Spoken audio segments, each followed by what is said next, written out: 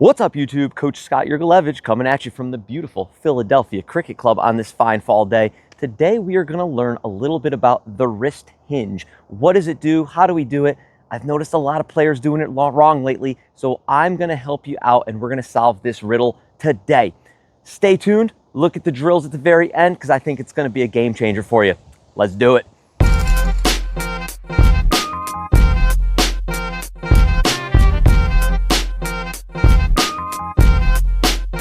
All right, so now to properly understand how to use our wrists in the golf swing, we need to understand, what do the wrists do, right? So, the wrist is a very special joint, and it's very important in the golf swing because it's going to help you elevate the club up into the air a little bit. It's going to be like our #1 power accumulator in the swing. When we come down, it's going to help you with your low point. But the thing about the wrist is they're really interesting. An elbow, I can kind of just bend it back and forth. I don't really have the ability to bend and twist it a ton. But the wrist is cool. It's a coupled joint.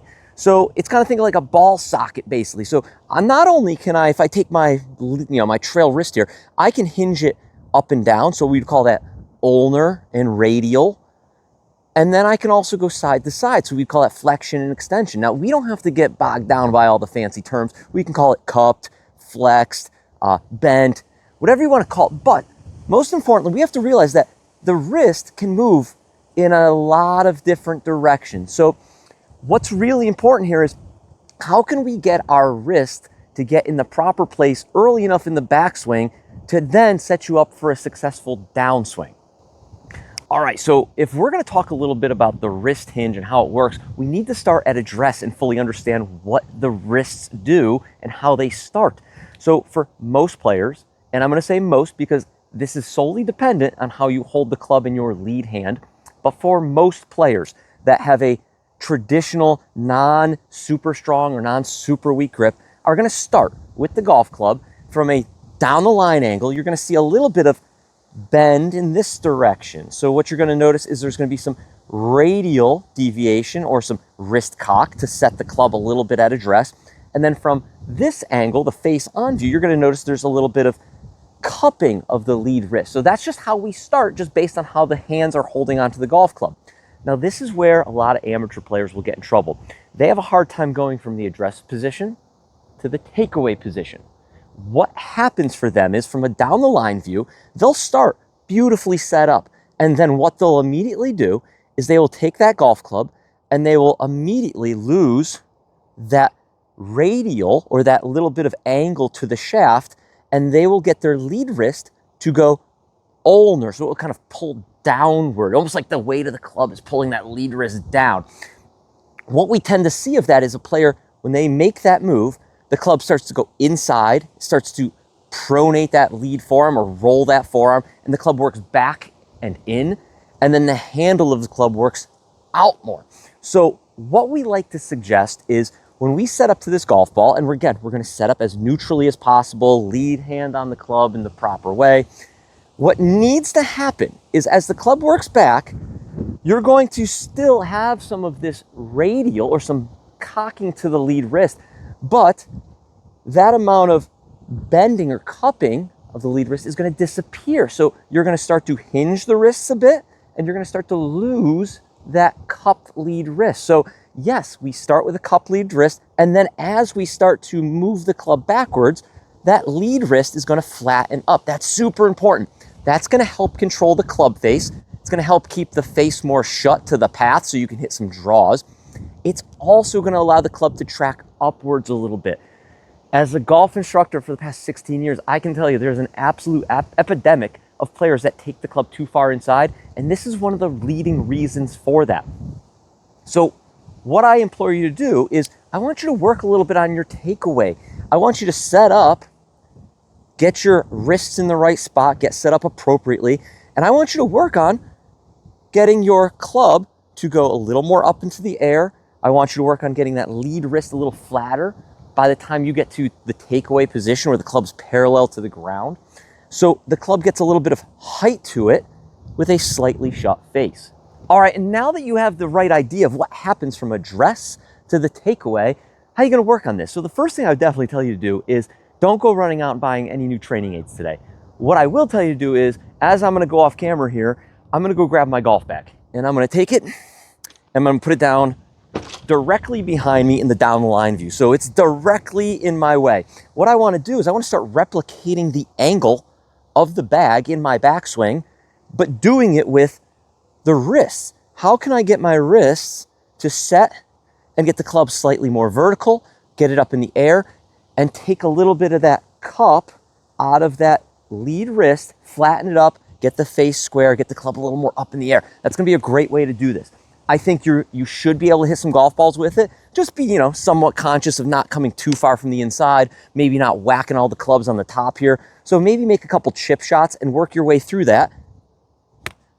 And what you're gonna notice is that the ball striking is gonna get really good.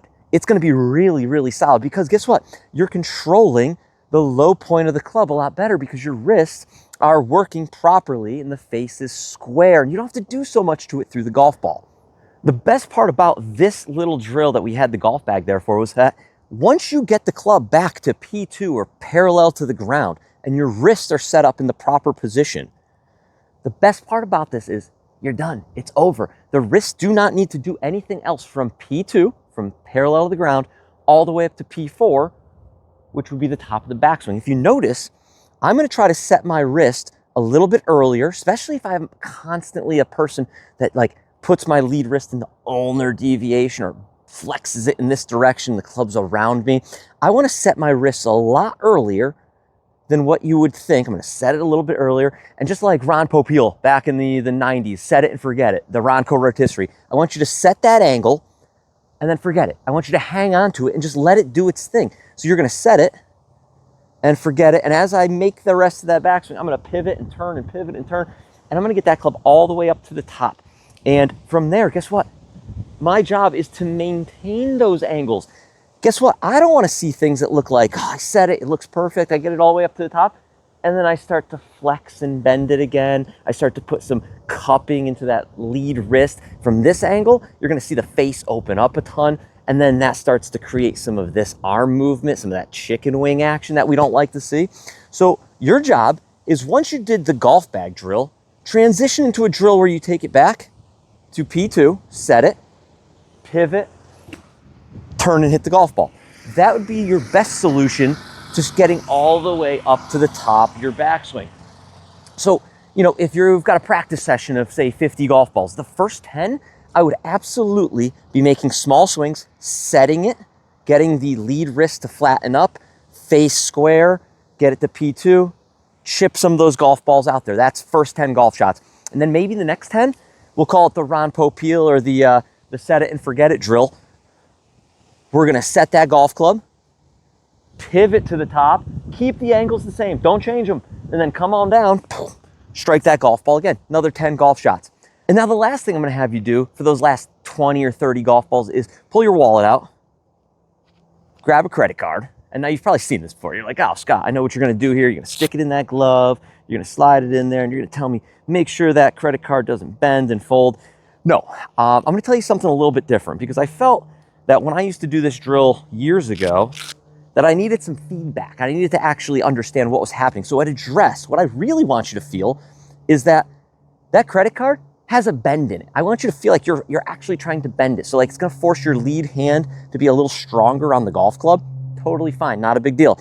And then from P1, address, to P2, club parallel to the ground, I want you to find a way to go from a bent credit card to a flat credit card, a bent to a flat, bent to a...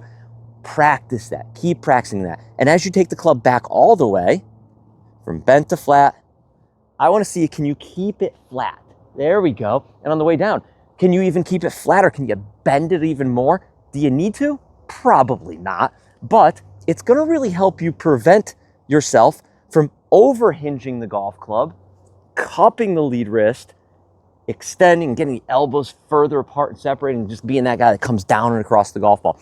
So this final drill should wrap everything up for you in terms of how you make the swing all the way back, all the way through. So we're gonna start with trying to literally feel like there's a bend in the credit card at address.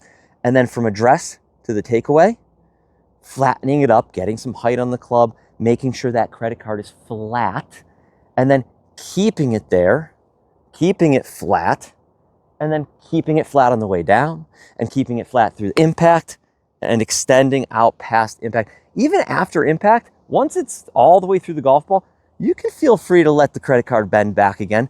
This doesn't have to be an always keep the credit card flat drill. One of the things I see from players that do this drill is they'll try to set up with the credit card flat.